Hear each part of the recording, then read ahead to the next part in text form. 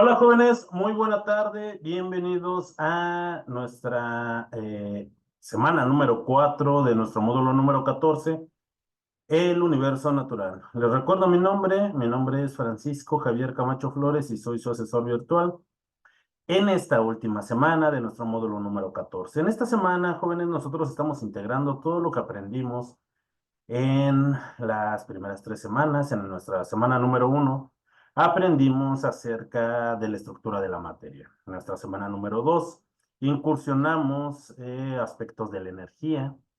En nuestra semana número 3 integramos esos aspectos, pero en sistemas biológicos, estudiando ciencias experimentales y conociendo más de esta dinámica del universo. Esa dinámica del universo, jóvenes, como les dije, en nuestra semana número 1, soy yo mismo, soy ese, o puede ser ese organismo vivo que vive en un entorno, soy yo en mi espacio de trabajo, en mi comunidad.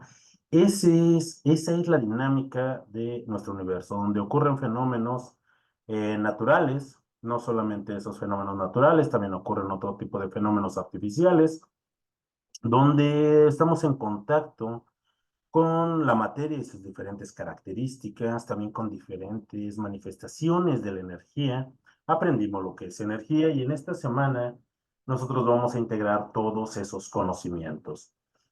Jóvenes, para los que se integren a esta sesión, pueden tomar directamente el audio para realizar la pregunta que surja de los temas que estamos abordando esta semana sobre cómo abordar nuestro proyecto integrador, o pueden escribir por medio del chat de esta plataforma Zoom. Se está generando un video el cual subiré a la brevedad posible a la plataforma de YouTube, donde ustedes pueden subir sus preguntas. eh, lo importante es que nosotros sigamos las normas de comunicación virtual. Ahora bien, ¿cuáles son los propósitos de nuestro proyecto integrador? Es comprender la dinámica del universo que está presente en todo nuestro contexto, es decir, en todas nuestras actividades diarias, en mí mismo, en mis procesos fisiológicos. Como estudiamos esas características fue por medio de las ciencias experimentales que se basan en el método científico. A partir de este, recuerden que nosotros obtenemos conocimiento científico y ese conocimiento científico nos lleva a un desarrollo de un pensamiento científico. ¿Qué necesitamos nosotros para nuestro proyecto integrador? Conocer las propiedades de la materia, también los estados de agregación fundamentales de esta, comprender la ley de la conservación de la materia, los niveles de organización biológica, reconocer los tipos de energía que utilizan los seres vivos y entender las características que tiene el pensamiento científico. ¿Qué es lo que vamos a realizar nosotros en nuestro proyecto integrador? Bueno, vamos a subir un documento el cual debe de tener una portada con todos nuestros datos de identificación. Vamos a realizar una historieta y vamos a pegar el enlace de nuestra historieta y vamos a crear una conclusión. Y además es importante que sumemos nuestras referencias. ¿Cómo vamos a realizar nosotros esta historieta? Recuerden, en el documento que ustedes van a subir a plataforma, ustedes deben de realizar una portada con todos sus datos de identificación y el título de ese documento. Van a crear ustedes en cualquiera de estas 3 herramientas tecnológicas, sea Pixton, Storyboard o Canva, van a crear una historieta. Tengan presente lo siguiente, Pixton ya no tiene una versión gratuita que se pueda descargar o que se pueda compartir, por lo cual yo les recomiendo que utilicen Storyboard o Canva para pegar el enlace de la historieta que ustedes van a crear. ¿Qué es lo que pasa si prefieren utilizar Pixton? Si utilizan Pixton, también en Storyboard o Canva, es importante que en el primer recuadro de su historieta contenga todos sus datos de identificación. Eso es muy importante. ¿ok? Recuerden, Pixton no tiene versión gratuita.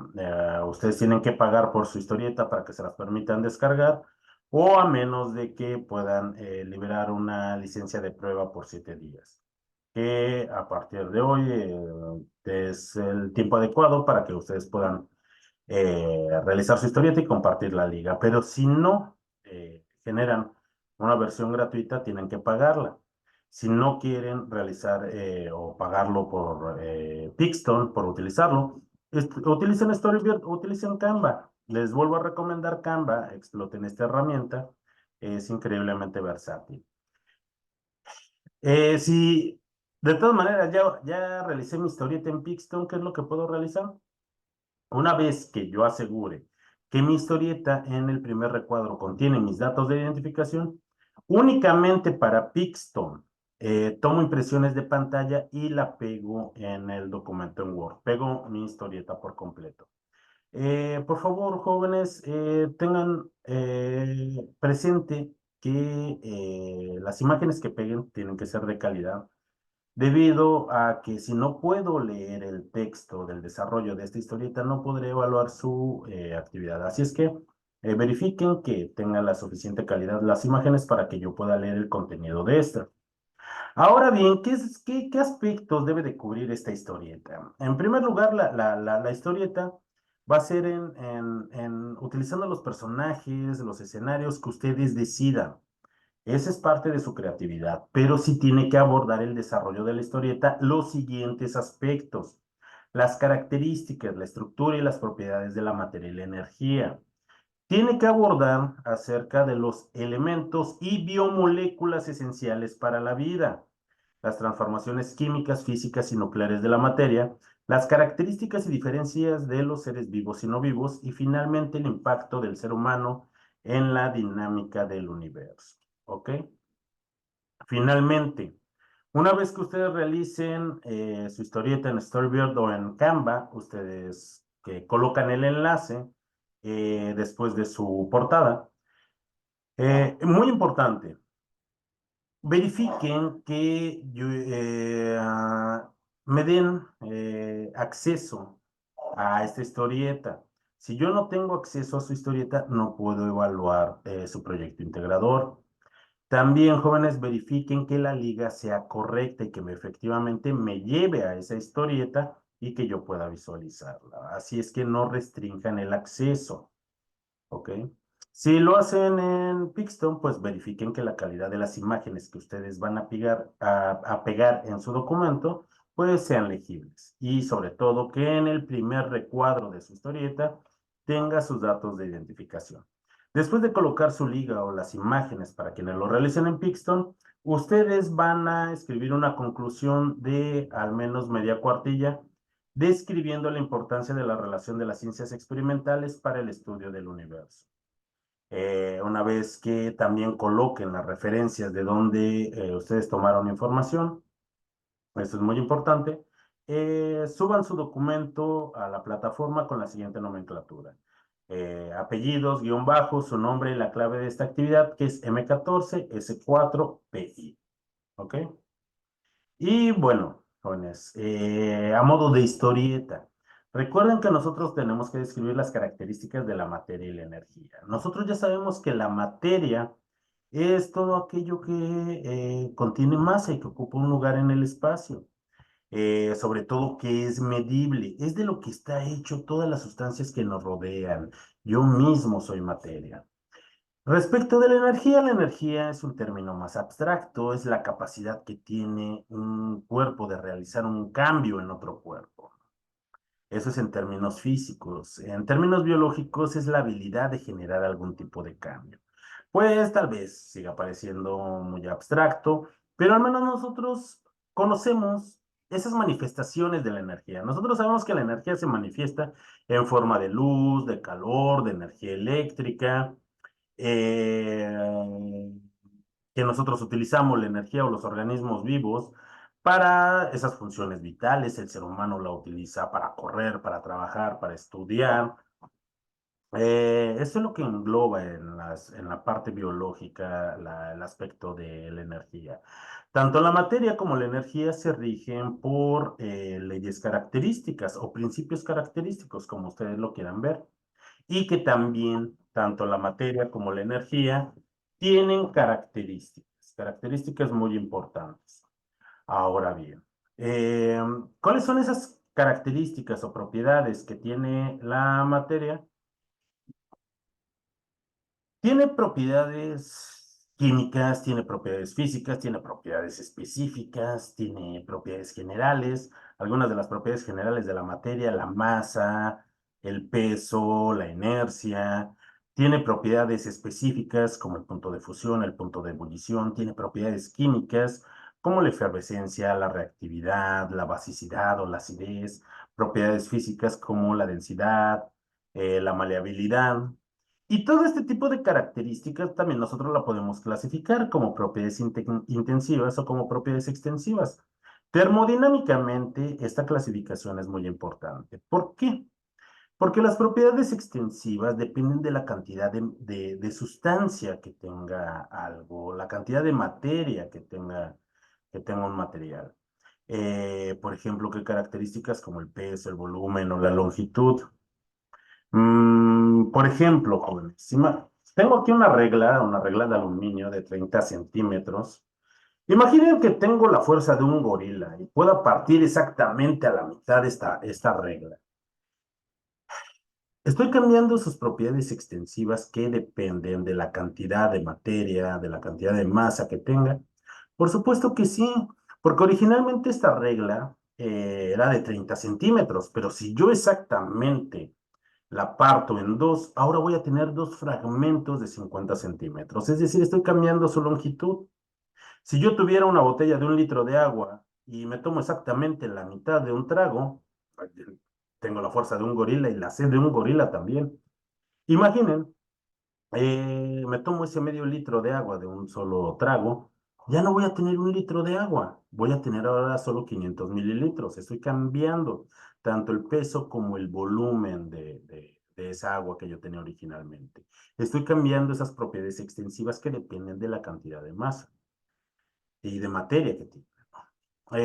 Respecto de las propiedades intensivas, estas no dependen de la cantidad de masa que tenga una sustancia o un material. Son intrínsecas de la propia materia. Yo originalmente tenía una regla de 30 centímetros, la parto en dos, justo a la mitad, y ya tengo dos fragmentos de 15 centímetros, pero va a seguir siendo esos fragmentos van a seguir siendo de aluminio, su capacidad calorífica, su conductividad eléctrica va a seguir siendo exactamente la misma, no van a cambiar esas características solo por haber roto a la mitad de esta regla. Esas características que tiene la materia van a continuar, es decir, esas propiedades que rigen este material. En el caso del agua, si yo me tomo ese medio litro de agua, estoy cambiando las propiedades extensivas, sí, pero, ¿qué es lo que pasa con el resto del agua? Va a seguir siendo agua, sus características no van a cambiar, no va a cambiar su punto de fusión, ni su punto de ebullición, ni su concentración. Esos 500 mililitros que me restan de agua no se van a convertir en aceite, no van a desaparecer o se van a convertir en arena. Esas propiedades intensivas no dependen de la cantidad de materia que tenga un cuerpo. ¿Ok? Y aprovechando la descripción de estas propiedades de la materia, recuerden que la materia también puede cambiar físicamente. Y principalmente eso depende de la cantidad de energía que tenga. Estos cambios físicos obedecen principalmente a lo que son los estados de agregación fundamentales de la materia, los cuales solo son tres y que nosotros verificamos cuando usamos nuestro simulador. Estos estados de la materia, que solo son tres fundamentales, es el estado sólido, el estado líquido y el estado gaseoso. Y cada uno tiene diferentes características de acuerdo a la cantidad de energía que tengan las sustancias. Las sustancias van a tener un comportamiento diferente porque también tienen características y propiedades diferentes. Pero de acuerdo a la cantidad de energía las podemos encontrar en estos tres estados de agregación. El ejemplo más sencillo de esto es, por ejemplo, el agua. El agua en estado líquido la conocemos como agua. En estado sólido la conocemos como hielo y en estado gaseoso la conocemos como vapor. ¿De qué depende? De la cantidad de energía que tenga. Si yo empiezo a calentar un hielo, se va a hacer líquido. Este líquido lo voy a conocer como agua. Y si lo sigo calentando, se va a evaporar. Y aunque esté en estos tres estados diferentes de la materia, su naturaleza no va a cambiar. Va a seguir siendo agua, solo que en tres estados de agregación diferentes. Si yo le quito energía al vapor, si se enfría, va a condensar, va a precipitar, tal vez en forma de lluvia o en forma de rocío, se va a volver líquida. Y si yo le sigo quitando energía, va a solidificarse, se va a convertir en hielo o en granizo o en nieve, ¿no? Pero su naturaleza no cambia, sus moléculas van a seguir siendo agua, pero se van a presentar en estos tres estados de agregación fundamentales. ¿Existen otros estados de agregación? Por supuesto que sí. Lo que es un estado de plasma, los condensados Bose-Einstein y los líquidos de Fermi. Pero estos tres estados de la materia no son estados fundamentales. Los estados fundamentales solo son tres: sólido, líquido y gaseoso, y fue lo que nosotros observamos en nuestra semana número 2. Respecto de la energía se rige por una ley muy parecida a la ley de la conservación de la materia. Pero este es el principio o ley de la conservación de la energía, que nos dice que la energía no se crea ni se destruye, que tan solo se transforma. Y al igual como la materia tiene diversas propiedades y que las podemos clasificar, la energía también tiene propiedades y una de ellas es que se conserva, ya que la energía no se crea ni se destruye. Pero la energía se puede transformar, ya que se presenta de muchas formas y puede cambiar entre ellas. Y eso nos da una utilidad muy importante para la energía. Comentábamos en nuestra semana número 2, la energía eléctrica tal vez es tan habitual que a veces pasamos por alto lo necesaria que es, ¿no? En nuestros hogares o nuestros trabajos. Eh, Tenemos la confianza de que vamos a tener energía eléctrica, que solamente cuando no la tenemos vemos la necesidad de esto. Pero en casa no tenemos una aplicación directa para la energía eléctrica. Para poderla utilizar nosotros necesitamos transformarla. La transformamos en energía mecánica. Por ejemplo, si yo quiero utilizar la licuadora o quiero lavar mi ropa en la lavadora, la convierto en energía electromagnética. Si es que yo tengo un módem para poder distribuir el Wi-Fi en toda mi casa, o si llego tarde y quiero calentar mi comida y utilizo el microondas, convierto esa energía eléctrica en ondas electromagnéticas. Para ello también convierto la electricidad en luz para poder ver esa energía lumínica, para poder ver lo que estoy haciendo. Pero imaginen, hoy es miércoles, en la tarde quiero relajarme, quiero escuchar música o quiero bailar. Entonces la convierto en energía sonora. Vemos que la energía se transforma en muchas formas y también gracias a eso también es aprovechable y transformable. Vemos en la imagen que yo les pongo en pantalla, por ejemplo, diferentes orígenes de captación de esa energía, que es útil en su origen. Sí, es útil, pero si la transformamos, le podemos dar más aplicaciones. Vemos, por ejemplo, un generador eólico que utiliza la fuerza del viento para convertir esa energía en energía mecánica. Esta energía mecánica se convierte en energía eléctrica. Es energía que nosotros podemos transportar. No podemos transportar la energía eléctrica por sí misma. Necesitamos convertirla en energía química y, por ejemplo, utilizamos baterías químicas, baterías de iones litio que son más eficientes. Y para que sea útil necesitamos volverla a transformar, ya sea en energía lumínica en las pantallas de nuestras tablets o nuestros celulares, en energía sonora, si convertimos esa energía química en electricidad y de nuevo en sonido, o todas las aplicaciones que podemos darle en casa o en la industria, en nuestro trabajo, y puede tener diferentes orígenes. Entonces ahí vemos la evidencia de que la energía se transforma. La energía también se traspasa ya que puede pasar de un cuerpo a otro. Y esto, por ejemplo, Imaginen un juego de béisbol. Eh, Lanzan la pelota y quien está al bat la golpea. La energía depositada en el bat de ese movimiento es transferida, por ejemplo, a esa pelota y hace que tome una nueva dirección, sentido y fuerza, ya que la energía pasa de un cuerpo a otro, ¿no? Otra característica. Pero finalmente, y algo importante que debemos de tener en cuenta, es que la energía se degrada. Una vez que que la utilizamos, no puede ser aprovechada nuevamente. Esas son las características que rigen a la energía y la energía también se rige por una ley muy importante. Ahora, jóvenes, recuerden, nosotros conocimos la estructura de la materia a partir de esos modelos atómicos y esos átomos conforman a los elementos que encontramos en la naturaleza y los depositamos en una tabla periódica para poderlos ordenar de acuerdo a sus propiedades. Y ustedes en la semana número 2 hicieron un esfuerzo increíble para explicarle a Margarita acerca de este ordenamiento en lo que llamamos tabla periódica. En mi historieta yo traigo a Margarita que hicieron un trabajo estupendo y ella decidió estudiar más acerca de esos elementos que se encontraban ahí. Así es que Margarita en mi historieta les explica que los bioelementos son aquellos elementos que componen a los seres vivos.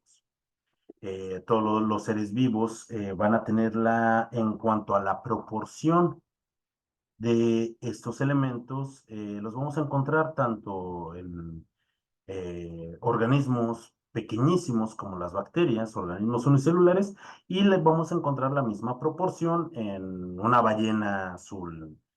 Elementos que se encuentran en mayor cantidad los vamos a conocer como bioelementos primarios, los cuales es el carbono, el hidrógeno, el oxígeno, nitrógeno, azufre y fósforo.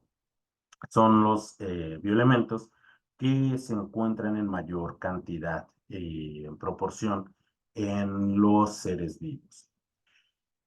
Aquellos elementos que se encuentran en menor cantidad los vamos a conocer como bioelementos secundarios, como el magnesio, el sodio, el potasio, el cloro o el calcio.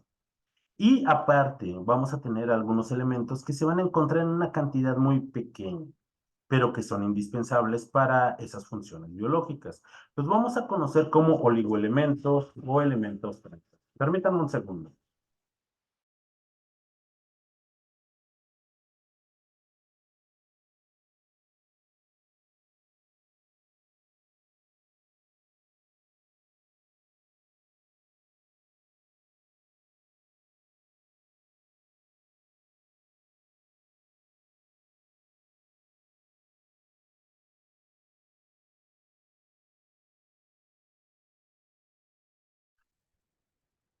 Perdón, chicos, ya estoy de regreso con ustedes. Ahora bien, estos elementos que se encuentran en una pequeñísima cantidad, pero que son indispensables para esas funciones biológicas, los vamos a conocer como oligoelementos o como elementos traza, como en el caso del hierro, el silicio, el vanadio, el boro, el molibdeno o el selenio. Y algo muy importante de estos bioelementos es que cuando reaccionan entre ellos mismos y principalmente esos compuestos a base de carbono, con hidrógeno y oxígeno, los vamos a conocer como biomoléculas, un tipo especial de biomoléculas. Aquellos que no constan de carbono, fundamentalmente, van a formar otro tipo de biomoléculas y las vamos a clasificar. Aquellas que no tienen carbono van a ser biomoléculas inorgánicas. ¿Como cuál? Como el agua, las sales minerales, como el cloruro de sodio, el cloruro de potasio, gases como el dióxido de carbono. Pero aquellas que están conformadas principalmente de átomos de carbono e hidrógeno, también con otros elementos como el oxígeno, el azufre, el fósforo, el nitrógeno, van a conformar lo que son biomoléculas orgánicas. Estas biomoléculas orgánicas son carbohidratos, lípidos, proteínas y los ácidos nucleicos y tienen características muy importantes. Los carbohidratos, jóvenes, su función principal en animales es proporcionar energía de forma muy rápida. En las plantas proporcionan energía, por supuesto que sí, y también una reserva de energía. Y no solo eso, también es una parte estructural de su propio ser, ya que son componentes de sus estructuras de soporte. Una característica de los carbohidratos es que son biomoléculas de alto peso molecular, son muy grandes, pero tienen una característica y están formados de pequeñas moléculas que se repiten muchas veces. A estas moléculas las conocemos como monosacáridos o de forma simple también como moléculas de azúcar. En animales su función principal es proporcionar energía. Proporcionan 4 kilocalorías por gramo. El ser humano, por ejemplo, las encuentra en lo que son cereales, en harinas, en pastas. Por ejemplo, las plantas crean reservorios de energía en tubérculos, en sus propios tallos u hojas. Y hablando de los tallos, forma parte de esas estructuras. Esas estructuras son un tipo especial de carbohidratos y formas celulosas o hemicelulosas que nosotros conocemos como madera, una parte estructural de estos seres vivos. Los lípidos o grasas, son otras biomoléculas importantes. En el ser humano y en los animales, su función o una de sus funciones principales, ya que tiene varias, es la de protección, eh, también de aislamiento y como precursor de otro tipo de sustancias. Ahora bien, funciones de protección, por supuesto, en los animales y prácticamente en todos los seres vivos es una estructura fundamental de las células, de las membranas celulares. En los animales como el ser humano, es un excelente aislante, debido a que debajo de la piel existe una capa de lípidos que evita que nosotros perdamos ese calor y mantener esas condiciones homeostáticas reguladas. Eh, También funciona como protección, por ejemplo, para nuestros órganos internos. Otra función muy importante, por ejemplo, es que es precursor de otras sustancias, por ejemplo, de hormonas o de neurotransmisores. Eh, Dentro de los lípidos, una de sus características es que está formada también por sustancias que son muy semejantes entre sí. Los lípidos están formados por ácidos grasos. Y dentro de los ácidos grasos para los seres humanos existen algunos que vamos a conocer como ácidos grasos esenciales. ¿Y por qué son esenciales? Porque el ser humano es un organismo heterótrofo. Recuerden, los organismos heterótrofos no pueden sintetizar todas las sustancias que necesitan. Y debido a que nosotros no podemos sintetizar algunos ácidos grasos, entonces es importante que nosotros los consumamos dentro de nuestros alimentos como parte de esos nutrientes y los vamos a conocer como ácidos grasos esenciales. Otra función que olvidaba de los ácidos grasos es también proporcionar energía y proporcionan muchísima energía. Proporcionan 9 kilocalorías por gramo. Dentro de las funciones que son precursoras de neurotransmisores o de hormonas, vamos a tener, por ejemplo, a los esteroles, como el colesterol, que es muy importante. El colesterol, por ejemplo, es precursor de cerebrósidos. Los cerebrósidos son muy importantes en nuestra vida temprana. Cuando nosotros estamos creciendo, son importantes estas sustancias para que nuestro cerebro se desarrolle completamente.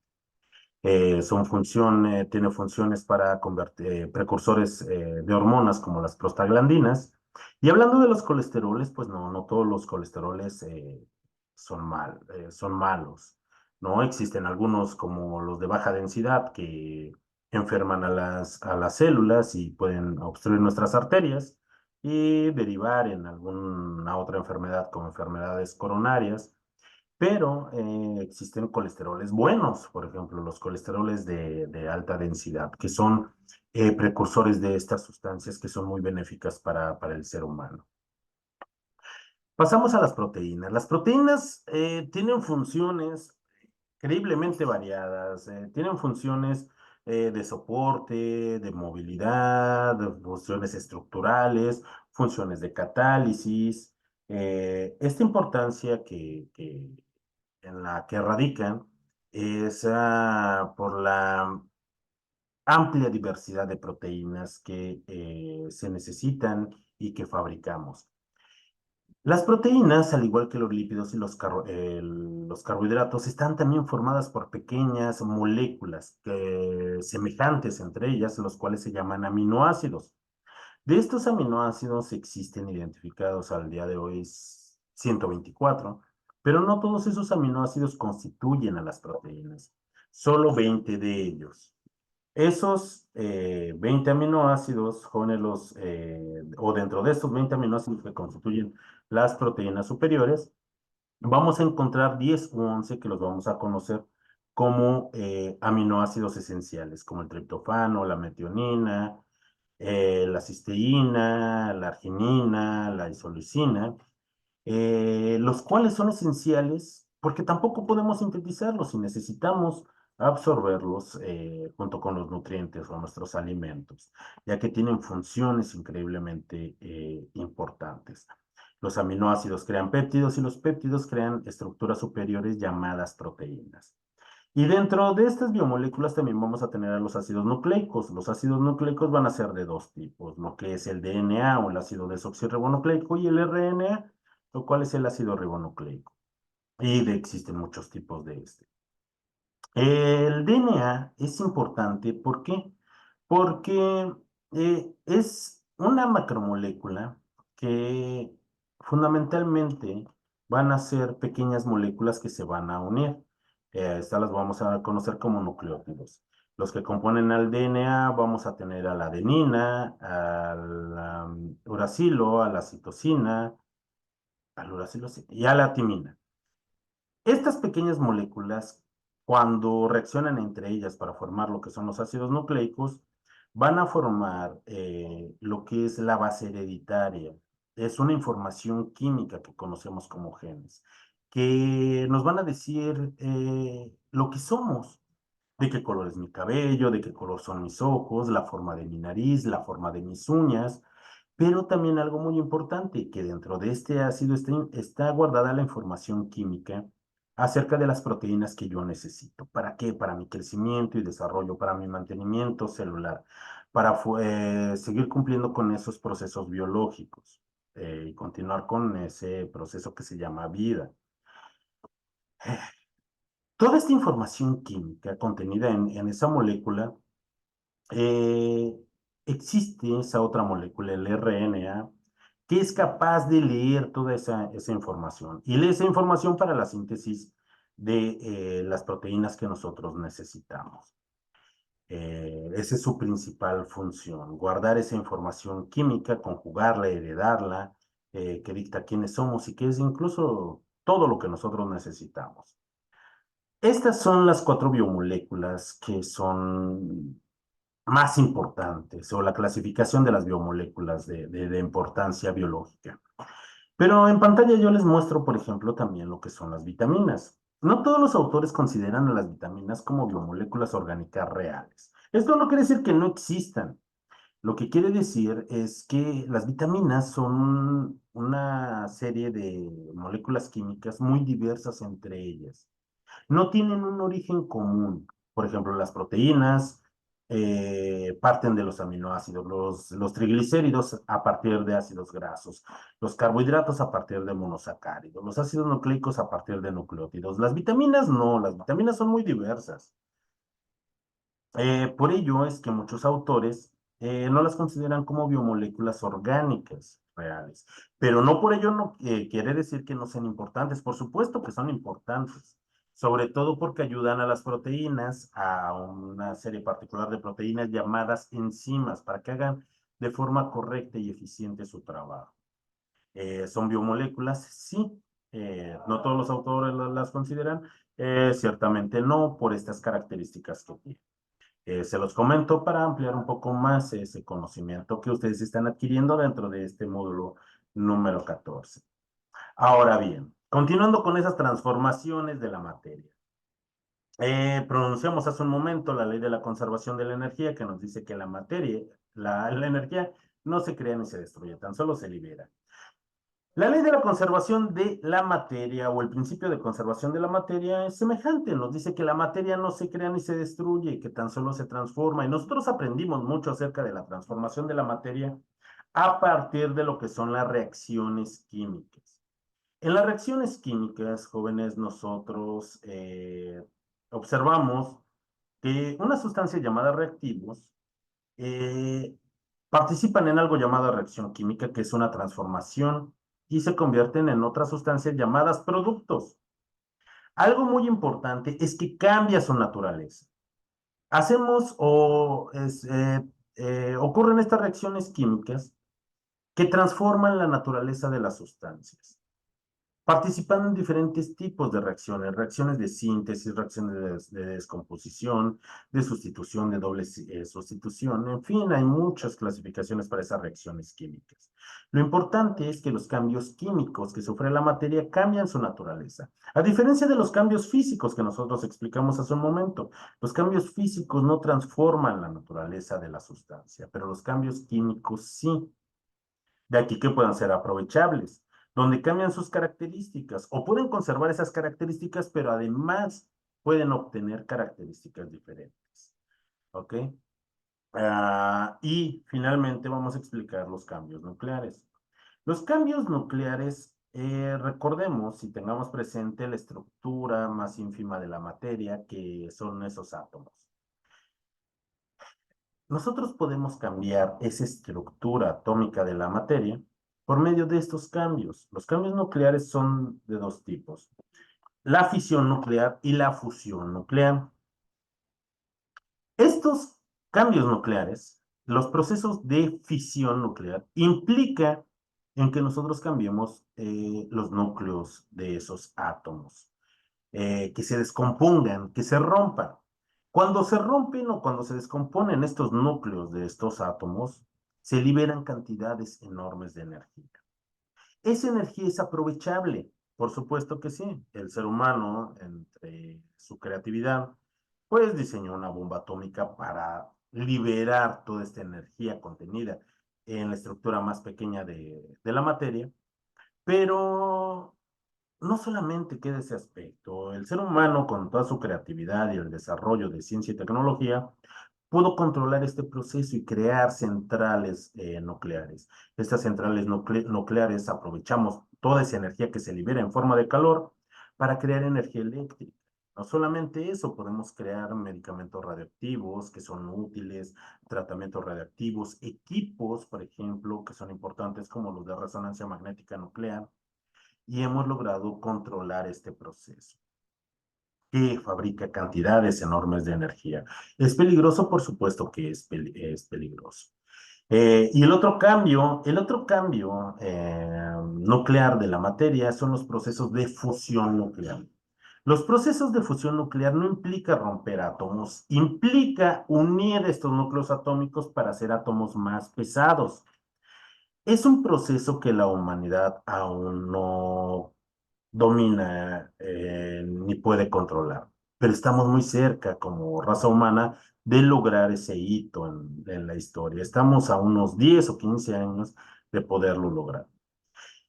Si la fisión nuclear, el romper estos átomos, libera cantidades grandes de energía, el unir estos átomos libera cantidades colosales de energía. Es el proceso, este proceso de fusión nuclear es el proceso que originó todas las cosas que están a nuestro alrededor. Son procesos que nos originaron a nosotros mismos, a todos esos materiales, a todos los seres vivos, a toda esa materia inerte, esos seres no vivos, fueron originados por este tipo de proceso y es un proceso muy ordinario en todo nuestro universo. Es un proceso que está ocurriendo justo en este momento y desde hace miles de millones de años en nuestro Sol y que va a seguir ocurriendo durante miles de millones de años. El Sol o las estrellas utilizan el combustible primordial del universo, que es el hidrógeno, para fusionarlo, para unir estos núcleos atómicos y convertirlos en átomos de helio. Cuando se unen estos dos átomos para convertirlo en uno diferente, se liberan cantidades enormes de energía. Nosotros podemos percibirlo en nuestro planeta, nos llega esa energía en forma de luz y en forma de calor. toda esta energía sustenta la vida en la superficie de nuestro planeta, el crecimiento de las plantas y con ello el soporte de toda la vida animal, como nosotros también ya lo vimos en la semana pasada.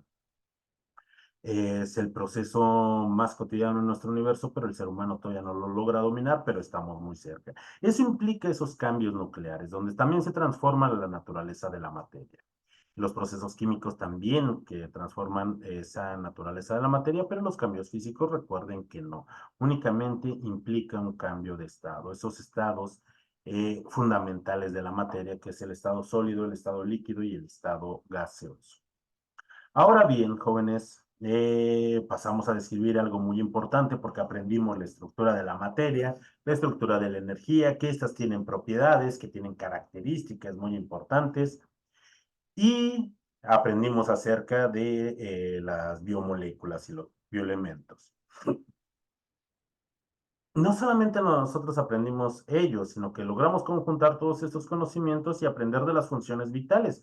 Esos procesos que sustentan la vida, y la vida tiene características que los organismos no vivos o esa materia inerte no poseen.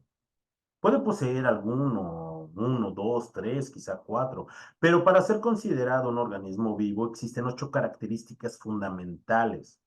Estas características nosotros las aprendimos la semana pasada y sabemos que los organismos vivos poseen una estructura y que también poseen una organización. Al igual que esta regla. Bueno, no al igual, porque la estructura y la organización de los organismos vivos es muy compleja. Pero esta regla también tiene una estructura y una organización. Pero esta regla no tiene un metabolismo, no presenta una homeostasis, no se reproduce, no crece y se desarrolla. Los seres vivos sí, presentan un metabolismo, presentan una homeostasis, se reproducen, tienen un crecimiento y desarrollo. Esta regla yo la puedo golpear, la puedo doblar, la puedo trozar y no va a tener una respuesta. Los seres vivos sí, los seres vivos reaccionan ante esos estímulos del medio ambiente. Es una característica más la irritabilidad o ese reflejo a los estímulos del medio ambiente. Los seres vivos también se adaptan, se integran dentro de poblaciones y dentro de comunidades. Y también los seres vivos pueden evolucionar. Esas son las características que tienen los seres vivos y que la materia inerte no posee en su totalidad. Platicábamos la semana pasada, por ejemplo, los virus. ¿Los virus se pueden reproducir? Sí. ¿Tienen una estructura y una organización? Claro que sí. ¿Presentan un metabolismo? No. ¿Tienen una homeostasis? No. ¿Tienen un crecimiento y desarrollo? No. ¿Se adaptan? Sí. Los virus pueden mutar, pueden, digámoslo, es una forma de una evolución debido a esa adaptación, esa mutación que tienen. Pero no cuentan con todas las características de un organismo vivo, aunque pareciera que sí. Los virus no son organismos vivos, son otro tipo de entes que tienen algunas características importantes. Las rocas no son organismos vivos, pero tienen una estructura y una organización, pero carecen de todas las demás características de los seres vivos. La organización respecto que tienen los seres vivos y que, por ejemplo, esta regla, a pesar de que tiene una estructura y una organización, pues es mucho más compleja la de los seres vivos. Nosotros comprendimos esa estructura atómica. Los átomos, cuando reaccionan consigo mismo, forman moléculas y si es de bioelementos, forman biomoléculas, que son características de los orgánulos celulares.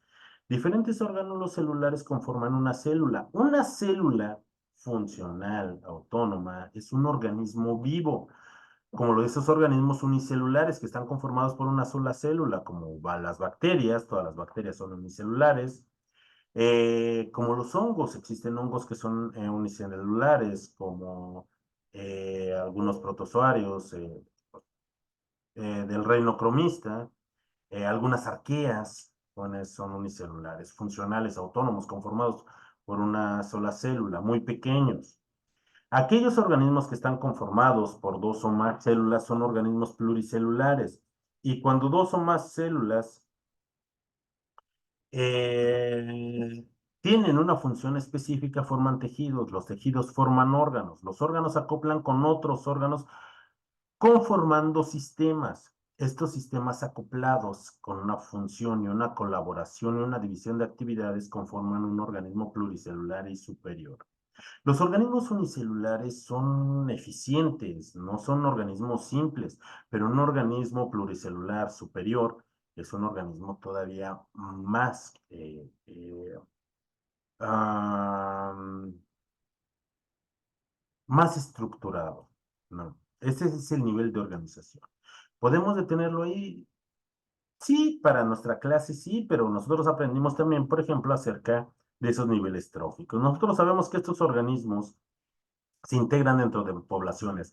Las poblaciones se integran dentro de comunidades y las comunidades viven dentro de ecosistemas o dentro de biomas, desierto, costas, llanuras, pastizales, montaña, estepas, zonas tropicales, zonas áridas, zonas frías, zonas neoárticas. Todo ello, todos estos biomas son parte de algo muy importante que es nuestra biosfera, y nuestra biosfera es nuestro planeta Tierra. Así es que ese nivel de organización lo podemos todavía escalar hasta donde nosotros quieramos, en estructuras más, todavía más complejas que lo que estamos viendo, pero es importante que nosotros los centremos respecto de los organismos vivos. ¿Ok? Como una parte final de nuestro proyecto integrador. ¿Cuál es el impacto del ser humano en la dinámica del universo? Yo encontré un dato muy importante, el cual se los expreso en mi caricatura, antes de ser devorado por ese tiranosaurio. Los seres humanos, dependiendo de los autores, el ser humano actual lleva en nuestro planeta entre 150.000 o 300.000 años. Dejemos que lleva 300.000 años el ser humano actual, tal como somos. Es muchísimo tiempo, por supuesto que sí, pero los dinosaurios estuvieron en nuestro planeta dominándolo, evolucionando cerca de 160 millones de años. Muchísimo tiempo. Ahora bien,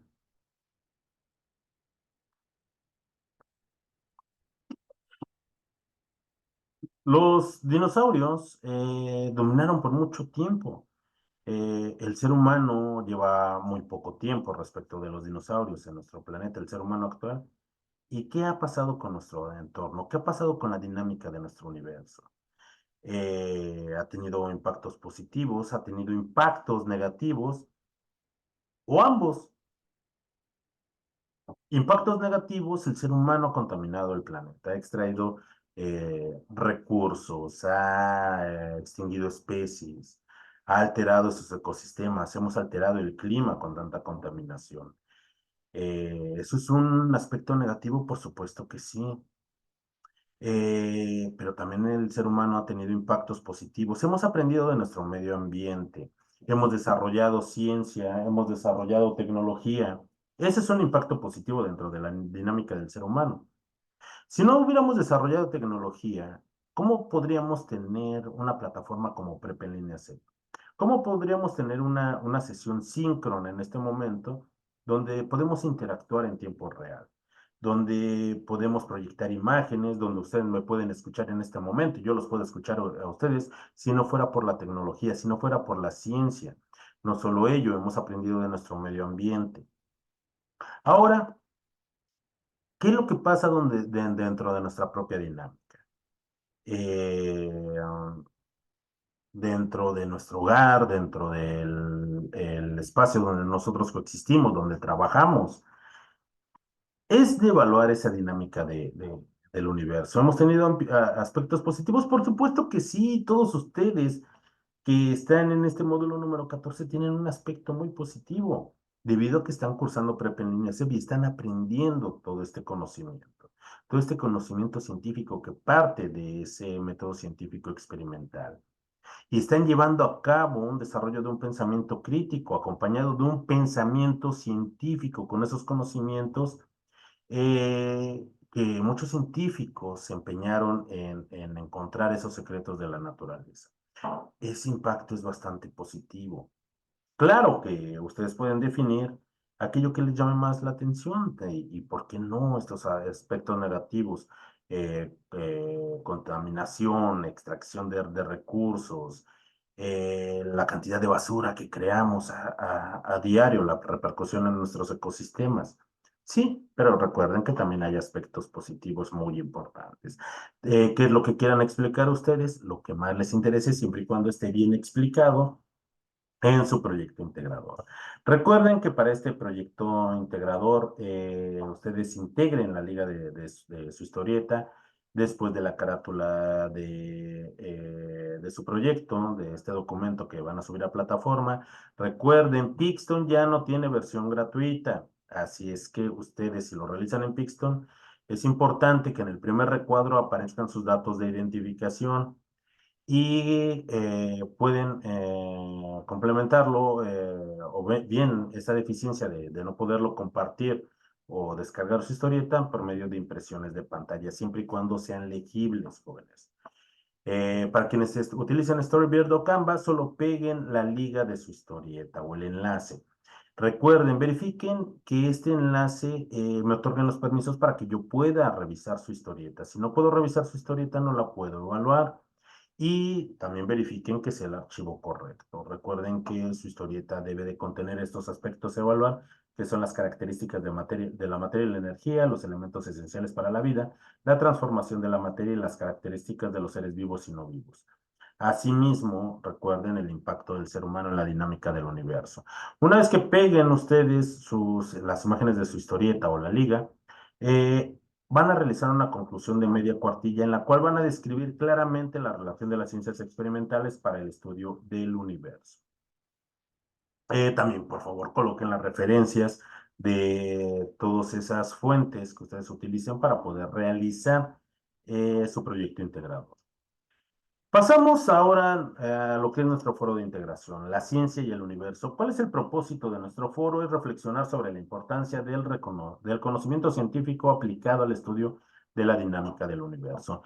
Nosotros vamos a tener diferentes etapas para participar en lo que es nuestro foro de integración. Nuestra primera participación va a ser respondiendo a la pregunta detonadora. ¿Cuál es la importancia del pensamiento científico para el estudio del universo natural? Esa es nuestra primera aportación en nuestro foro. Para nuestra segunda y tercera participación, las cuales al menos son 5 participaciones, pero ustedes pueden participar más. Algo que he revisado en el foro en estos días es que la participación ha sido mínima. Eh, Traten de participar más porque con ello le van a dar más oportunidad a sus compañeros de que puedan también comentar. Porque para su segunda y tercera participación van a leer los comentarios de sus compañeros y van a compartir su opinión con al menos 2 de ellos. Lo pueden hacer con más, por supuesto. Pueden darle un consejo, hacerle una sugerencia, dar su opinión a favor o en contra, de acuerdo a lo que estén planteando. Lo importante, recuerden, es importante que cumplamos las normas de comunicación virtual. Para nuestra cuarta participación vamos a revisar nuestros comentarios. Vamos a ver si alguien hizo un comentario acerca de uno de nuestros aportes. Vamos a reflexionar y le vamos a responder. En caso de que no nos hayan comentado, podemos comentarle a otro compañero. Para nuestra última participación vamos a elaborar una conclusión en la cual vamos a integrar las aportaciones más importantes de nuestro foro en relación con nuestra pregunta detonadora y vamos a explicar por qué consideramos que esas ideas vertidas en el foro son importantes. Recuerden, al menos son 5 participaciones, pero ustedes pueden realizar más y espero que realicen muchísimo más. Jóvenes, recuerden realizar sus demás actividades como su actividad formativa 7 y 8 y sus autoevaluaciones. Jóvenes, a pesar de que nadie se integró, para mí es un gusto estar con ustedes en este módulo número 14 y para aquellos que revisen el video, por favor, espero que les sirva esta grabación. ¿Ok? Que tengan una muy bonita tarde. Hasta luego.